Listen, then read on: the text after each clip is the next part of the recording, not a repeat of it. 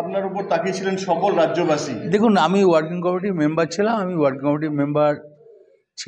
Working কমিটির সেই মিটিংয়ে সবারই সঙ্গে আমার দেখা হলো। আর ওয়ার্কিং কমিটির মিটিংয়ে আমি ডাক পেয়েছিলাম এবং দিদি কথা বললো, অভিষেক ব্যানার্জি কথা বললো, বক্সিদা পার্টির প্রেসিডেন্ট কথা বললো, ববি বললো, অরূপ বললো এবং পুরনো সবারই সঙ্গে দেখা হলো, কাকুলি ফাকুলি সবার সঙ্গে দেখা হলো।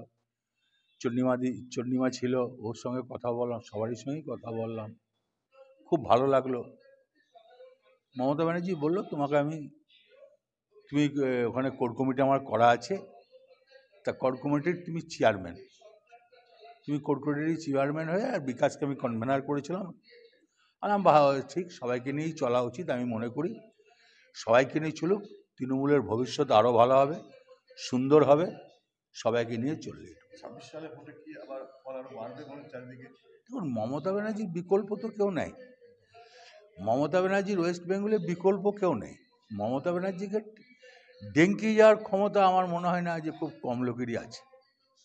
রাজ্যের সমস্ত জায়গাতে তো একটা সাড়া পড়ে গেছে, বা মমতা ব্যানার্জির যে ইমেজ, সেটা আগামী দিনে তো আরো। ধরুন, মমতা ব্যানার্জির ইমেজকে কাটা খুব মুশকিল আছে। মমতা ব্যানার্জি সব শ্রেণীর মানুষের কথা চিন্তা করে। মমতা ব্যানার্জি গরিব মানুষের কথা যেমন চিন্তা করে, সাধারণ মানুষের খেটে খাওয়া মানুষের কথা চিন্তা করে, ক্ষেতমজুরের কথা চিন্তা করে। মমতা ব্যানার্জি অন্যভাবে স্নেহ করেন। হ্যাঁ, আমাকে দেখুন, দিদি ডাকবে, আমি ভাই ডাকলে দিদির কাছে যাবে।